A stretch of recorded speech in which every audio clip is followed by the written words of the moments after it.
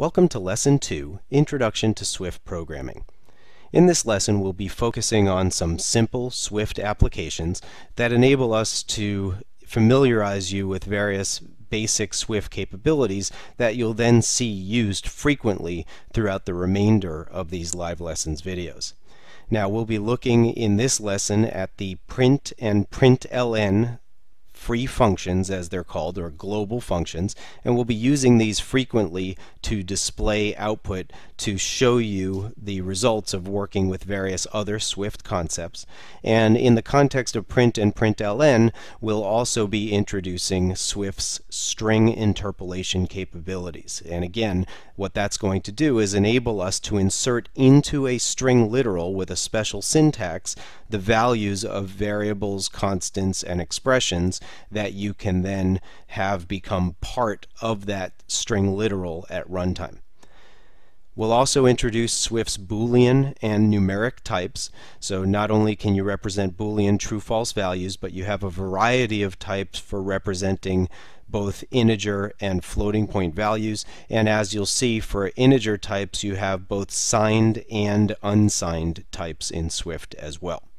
We'll demonstrate Swift's arithmetic operators, and we'll also introduce Swift's if conditional statement and the so-called comparative operators for things like equality, less than, greater than, etc. For our first application, we're going to take a look at a single statement program that simply displays the string "Welcome to Swift Programming." And I'll start by opening up the playground file that contains the source code and showing you the program running. Then we'll go ahead and create the application again from scratch by defining a new playground and writing the code into it. So as you can see here, I have a Finder window on the screen showing you the source code examples that go along with these live lessons videos. And in the Chapter 2 folder, you'll find the examples that I'll be presenting throughout this lesson. So I'm going to go ahead and double-click figure21.playground, and that's going to open the playground file here in the Xcode IDE. And when the playground first displays, it does not show you the program's output. In order to see that, you're going to need to go to the View menu, Assistant Editor, and Show Assistant Editor. And once you do that, it splits the screen, showing you the output on the right and the code on the left, along with this sidebar where you're going to see the values of various literals you use throughout your code, as well as the values of variables and constants that you define throughout your code as well. And as you'll see as you get into much more elaborate apps in either iOS or OS X, there's actually some very complex viewers that allow you to inspect values of objects and other things in the context of this sidebar. And as far as what can be displayed over in the Assistant Editor, you can actually see live interactive animations and other things being displayed over there, as well as a timeline for complex algorithms, so you can kind of step your way through the execution of the algorithm to ensure that it's working correctly. So let me go ahead and resize the window a little bit here so we can see the console output and the code with no wrapping. And as you can see, all we're displaying is "Welcome to Swift Programming," and we have a little two-line program, the first line being a comment and the second line being the statement that produces the output. And I'll talk about those some more as I recreate this from scratch. So let me go ahead and create a new playground file. To do that, you can go in the Xcode File menu and simply select New and Playground. And you can name the playground whatever you want. I'll call this one Test, just for argument's sake. When you select a platform, it actually, for the bulk of the examples in these live lessons videos, does not matter whether you choose iOS or OS X, because the vast majority of the examples I present to you are going to be simple console output examples for the purpose of demonstrating language features. So you can leave iOS selected, or you can select OS X and click Next. Then you'll be given the opportunity to save the playground wherever you want.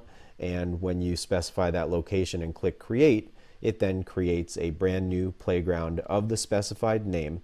And if if you selected iOS, it's going to import UIKit. If I go create another new playground here, I'll call this one test 2 just for argument's sake, and this time create it for OS 10. And let me just create that. You'll see that the source code for the iOS version imports the UIKit framework, whereas the source code for the OS 10 version imports the Cocoa framework by default. And we'll talk about importing frameworks in more detail when we need those capabilities later on. So let me go ahead and get rid of that, and I'm going to delete the source code. So I have an empty playground at the moment. I'm also going to display the assistant editor so that we can see the results of this playground's execution as we write the source code. So right now it's telling me that the playground execution failed because there is no source code in this example. Now, in the original code that I loaded, you saw that we had a comment at the beginning of the program. In each of our programs, we start out with a comment that includes the figure number that corresponds to our book, Swift for Programmers, and it also corresponds to the file name for the actual playground or project in which you can find that source code in the download of the examples that go along with these videos. So I called this simply a text printing program. You can of course put whatever you like into a comment and it will ignore the text that you place in there. Now Swift also has multi-line comments. So for example, I can use the old C style /* and */ to delineate a multi-line comment. But one of the things that's interesting about Swift as opposed to the other C-based languages is that you can nest these comments. If you provide nested multi-line comments in Swift, it will ignore everything from the outermost starting delimiter to the outermost ending delimiter. And that can actually be really handy during debugging to comment out large blocks of code that already contain multi-line comments within them. And so you won't get any errors in that case unless you have mismatched starting and ending delimiters. So let me go ahead and get rid of that. Now we demonstrated in the program a function called println. As I start typing, you notice that it's giving me a code completion window that can help me with writing my source code. At the moment, I'm seeing that there's 3 different versions of the println function. A version with no arguments, which simply is going to write a new line character to the standard output to move us to the beginning of the next line. Notice the highlighted item in here is also giving me some help text as well. I'm going to be using the second version, which is going to write the text representation of whatever I give it to the standard output. So I can now actually hit the tab character and it will highlight the argument, already inserting for me the parentheses that I need on this function call. And like I said, I want to output welcome to Swift programming, and I'll do an exclamation point. And at this point, I can hit the tab character to just complete the statement, and it will insert the closing quote and the closing right parenthesis as well. And notice it has gone ahead and executed the code for me. Playgrounds are really a great way to start learning Swift development, but also to experiment with the existing frameworks from Cocoa and Cocoa Touch. So you can actually build playground files into more complex projects that you can use for experimentation purposes, or for example, to develop an algorithm and test it out before you insert it into one of the main source code files in an application as well. So they can be truly handy. And by the way, it's also compiling the code as you write it. So if I purposely delete the right parenthesis here, you see that I now have an error and I'm not getting any output. And I'm getting an error because I didn't complete the statement. Now, one of the things you will find is that the error messages are not always accurate at the moment, and I have to emphasize again, Swift is developing rapidly. The error messages have been improving through each beta version of the Xcode 6 IDE. So in this case, the error message is actually unrelated to what I was specifying. It's assuming that I'm using the println function that takes multiple arguments, but as soon as I go ahead and retype that right parenthesis, then we can see that the error message goes away and immediately it displays the output once again. Now, println is a so-called global function, or what the documentation sometimes refers to as a free function, and it's part of the Swift standard library, which actually contains dozens of built-in functions, as well as the various built-in data types for Swift, such as numeric types, the string data type, which, by the way, is the type of this string literal as well, and also some built-in protocols and data structures as well that you'll see throughout the next many lessons. Another thing you'll notice here is that there's no semicolon at the end of this statement. In Swift, semicolons are optional and most people do not use them, and in fact in Apple's own source code they don't use them at all. The only time you actually need a semicolon in Swift is if you're going to put more than one statement on the same line of code, which is a poor programming practice anyway, so you should not do that. Another thing that I wanted to point out is where the output appears when you use println, or as you'll see later in the next example, the print function as well. And that depends on the type of application in which that println or print function call appears. So for that purpose, let me go ahead and show you a slide. So as you've already seen, when you execute a println function call in a playground, the output is going to display in the assistant editor window.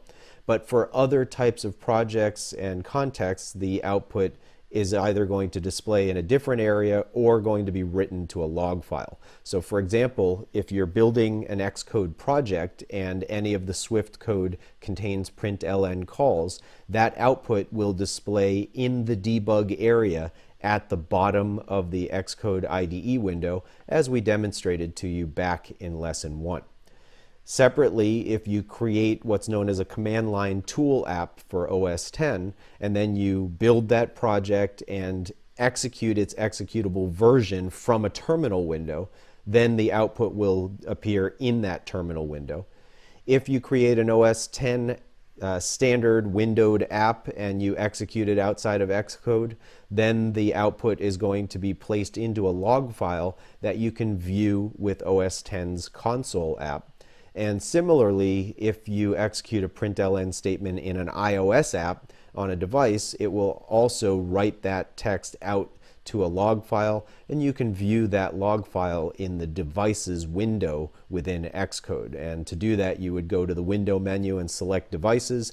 Then within the devices window, you can check out the view device logs option, and you'll see any console output you wrote being displayed there. For our next application, we're going to introduce the print function from the Swift standard library.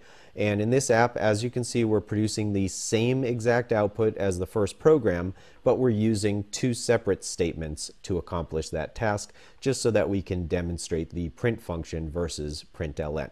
So the print function, as you can see here, is going to take whatever you give it and output that, but is not going to follow it with a new line character. Whereas println will take what you give it, output it, and then display a new line character as well. And because print is not going to automatically display a new line character, the output cursor is left after the space in this string literal when line 2 completes execution. So line 3 starts from that location, outputs the rest of the line of output, and then displays a new line character as well. Now, you'll notice over here in the sidebar of the editor area that it's showing me the values of the string literals that are being displayed by these two statements. And as I hover over each one, you see the little eyeball symbol. If you click that symbol, it's called a quick look, and it shows you the value of that's actually being displayed over in the sidebar. So if there's complex information or object contents that need to be displayed, clicking that quick look icon will display it in a little pop-up window. Also, if you want to follow the values of variables throughout your application's execution, if this were showing a variable's value, you could click this plus sign here to the right of the quick look icon, and it will insert a box over here in the assistant editor that allows you to follow that value throughout the execution of your program. So this can be handy for debugging purposes in the context of a playground. In this video, we'll take a look at the fig02-03.playground file.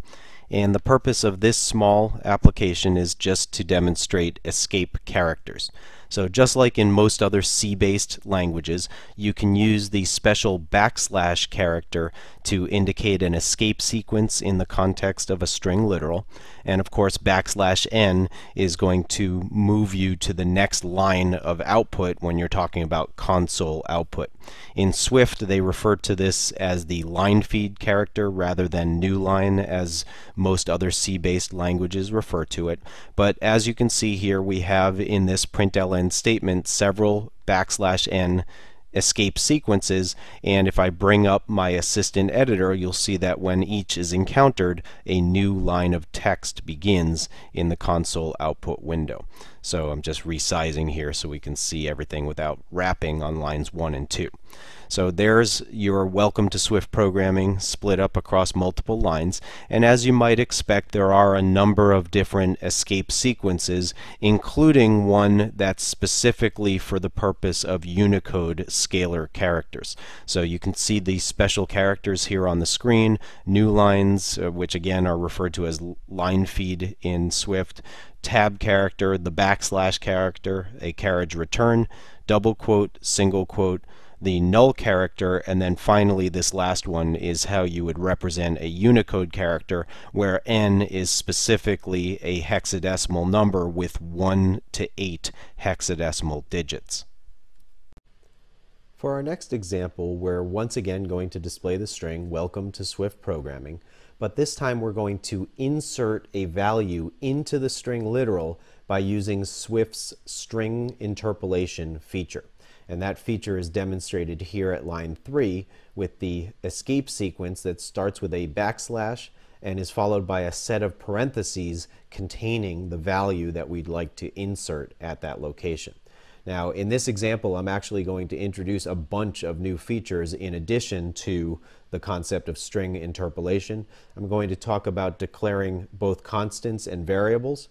I'm going to talk about what's known as type inference, where Swift is able, based on how something is initialized, to figure out the type of that thing. We'll talk about type annotations, which allow you to explicitly state the type of a value. And I'm also going to introduce identifier naming and Swift's built-in types as well. So let's get started with line 2 in this application. Line 2 is creating an identifier called name and initializing it with the string literal called Paul. Now, the let keyword is what introduces a constant in Swift. Anything that you declare with let needs to be initialized and cannot change its value after it's been initialized.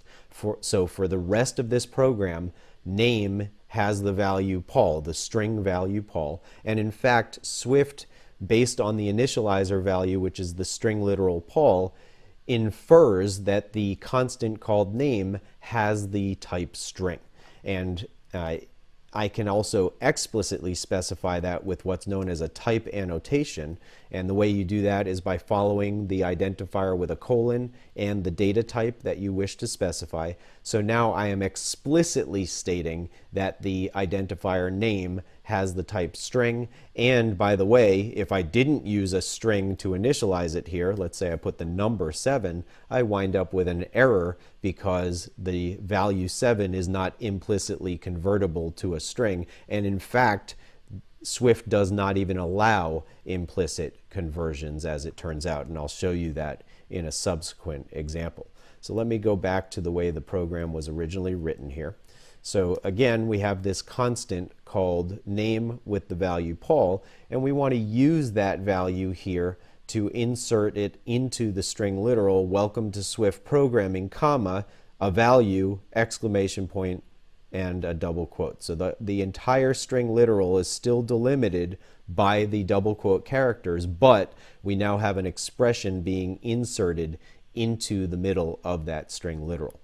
So in this case, it happens to be the constant with the value Paul that's being inserted, and you can see that in the output.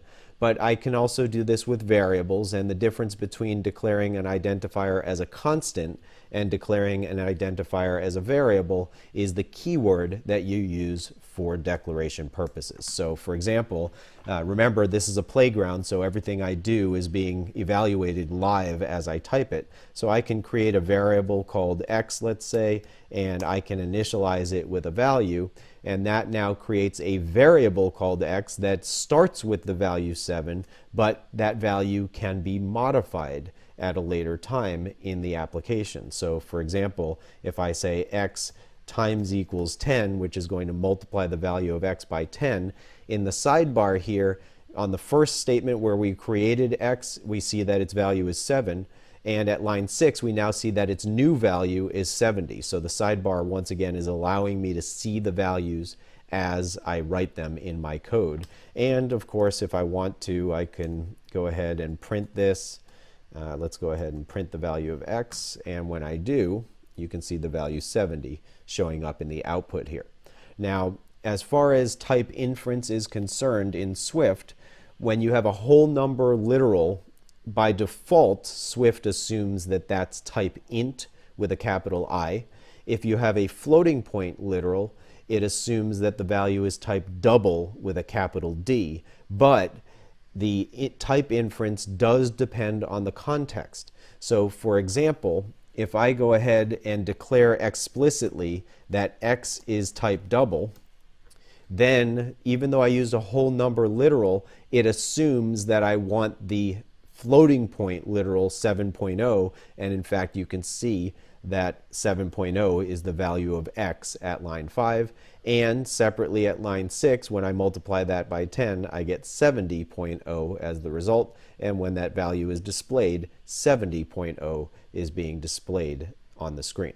Now, int and double are built-in types of Swift, and they're part of the Swift standard library. And in fact, there's quite a number of built-in integer types. The default type that they recommend you use for all integers is the int type. But as you can see, there are a bunch of other integer types that you can choose from based on application-specific needs. So if you need 8-bit integers, you can use the type int 8, 16-bit integers, int 16, 32-bit integers, int 32, and finally int 64 for 64-bit integers. And then separately, there are unsigned versions of each of those as well that support only non-negative ranges. And as it turns out, for every one of the types that you see on the screen at the moment, there are built-in properties of these types that allow you to see their minimum and maximum values. So for example, if I say println and then I type int.max, actually, you know what, let's do int8.max just so we can see an easy value that we'll recognize. I didn't spell println correctly, sorry about that. So if I println int8.max, I see that the maximum value for int8, which is an 8-bit integer, is 127. I can also do int8.min to see the minimum value, and I can see the minimum value is minus 128. If I change this to uint8, which is an unsigned integer, the minimum is 0.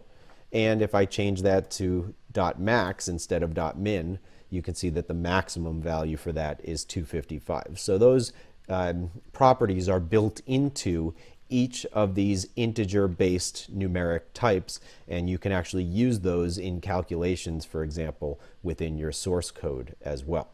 Now, in addition to the integer types that are built into the Swift standard library, we also have two floating point types, float for 4-byte floating point values and double for 8-byte floating point values. And again, as I mentioned, when you use a floating point literal, Swift assumes type double by default unless the context specifies otherwise. So for example, if you initialize a float variable with a floating point literal, the literal's value will be treated as type float. And then finally, there's also a Boolean type called bool in Swift, which supports true and false values. Now, the last thing I want to talk about in this example is variable and constant naming, or identifier naming in general. Let me go ahead and get rid of these. As I mentioned, Swift fully supports Unicode, and that means you can actually use some pretty interesting characters in your identifier names if you want to.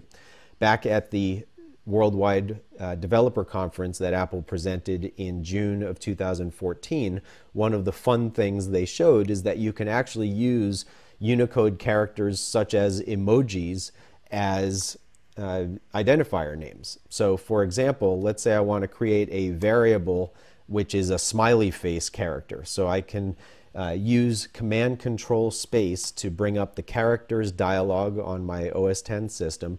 I previously had selected the emoji category here, and you can see all of these emoji characters I can choose from and use them as identifier names in my code. So for example, if I choose smiley here and I initialize this with the string smiley and hit enter, you notice there's no error message. It's perfectly happy to accept that as my variable name, and it has the value smiley. So if I then go ahead and print that value, and let's go ahead and insert that symbol once again, you can see the value smiley being displayed in our console output here. So you can actually use combinations of emoji characters to create variable names. And in fact, you can pretty much use almost any Unicode character you can think of in an identifier name. Now, by convention, identifier names for variables and constants start with lowercase letters, and also for methods and functions as well. But when you start defining your own types, those will typically start with a capital first letter. And some of the things that you're not allowed to use in an identifier name in Swift are whitespace characters, math symbols, anything that looks like an arrow. So you see there's a whole arrows category here in the characters dialog, so you can't use arrows. You cannot use what they call private use Unicode characters. So there's a range of Unicode values that are for your own specific purposes that are not technically part of the Unicode standard. Any Unicode character in that private use range is not allowed to be used within the context of an identifier name. And also, excuse me, any kind of Unicode character that draws some sort of a line or a box symbol cannot be used in identifier names as well. For our last example in this lesson, we introduce Swift's if statement for performing decisions in your code. And we'll take a look in lesson 4 at all of the different control statements that are available to you in Swift. Now, in this particular example, we start by defining two constants called number1 and number2 that we'll be comparing using the 6 if statements that you see at lines 6 through 28 on your screen. And you can see the results of those 6 statements being displayed in the console output here. Now, we're using all of Swift's so-called comparative operators. You have the double equal sign for comparing two values for equality, not equals with the exclamation point and the equal sign for inequality, and then less than, greater than, less than or equal, and greater than or equal, just as you have in all of the C-based programming languages. Now, you'll notice a couple of things about the source code here. First of all, there's no parentheses wrapped around the condition. In Swift, the parentheses around the condition in your control statements is optional, and so you'll find that most Swift code does not provide those parentheses unless the expression is complex enough where the parentheses are either required for the expression to evaluate correctly or to help the reader of the code understand the purpose of that expression. So that's one thing. The other thing is you'll notice that we use curly braces around the body of the if statement, and in Swift, all control statements require curly braces. So this is another one of those features that allows, or that Swift provides, that eliminates common programming errors. So for example, if I get rid of the curly braces around this first if statement here, you see I immediately wind up with an error saying that it's expecting an opening left curly brace at the end of that first line. And if I put that in, but I don't put in the other one, then you can see that the code is not in fact executing here until I go ahead and add that second one back in, and now the code executes correctly. Now in this case, 1000 is not equal to 2000, and it's less than or equal to 2000. So you can see that those are the results that get displayed.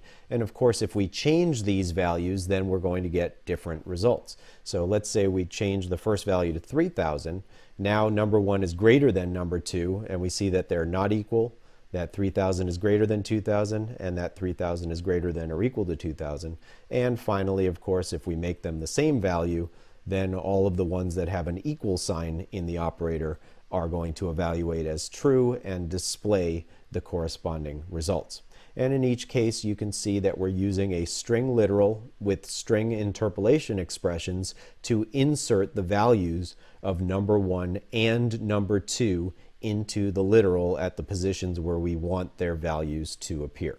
So here in line 7, for example, we have the string interpolation expression for the value of number 1 and the string interpolation expression for the value of number 2 separated by double equals, because that's the specific condition that we were testing in line 6. For our last example in this lesson, we introduced Swift's if statement for performing decisions in your code, and we'll take a look in lesson 4 at all of the different control statements that are available to you in Swift.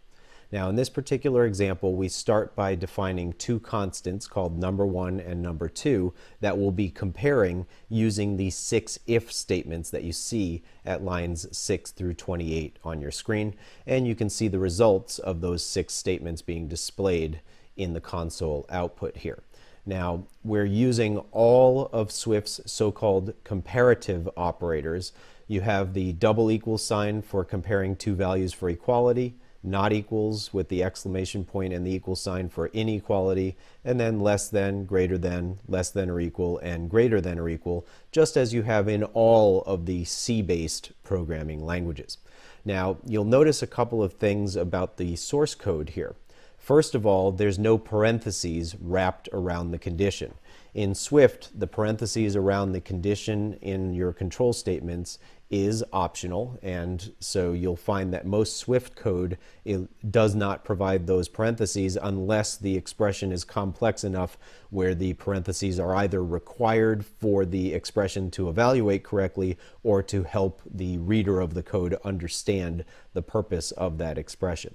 So that's one thing. The other thing is you'll notice that we use curly braces around the body of the if statement, and in Swift, all control statements require curly braces. So this is another one of those features that allows, or that Swift provides, that eliminates common programming errors. So for example, if I get rid of the curly braces around this first if statement here, you see I immediately wind up with an error saying that it's expecting an opening left curly brace at the end of that first line. And if I put that in, but I don't put in the other one, then you can see that the code is not in fact executing here until I go ahead and add that second one back in, and now the code executes correctly.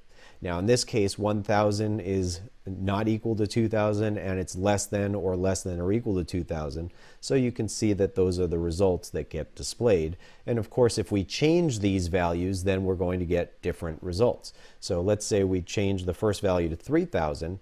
Now number 1 is greater than number 2, and we see that they're not equal, that 3,000 is greater than 2,000, and that 3,000 is greater than or equal to 2,000. And finally, of course, if we make them the same value, then all of the ones that have an equal sign in the operator are going to evaluate as true and display the corresponding results. And in each case, you can see that we're using a string literal with string interpolation expressions to insert the values of number 1 and number 2 into the literal at the positions where we want their values to appear. So here in line 7, for example, we have the string interpolation expression for the value of number 1 and the string interpolation expression for the value of number 2 separated by double equals, because that's the specific condition that we were testing in line 6.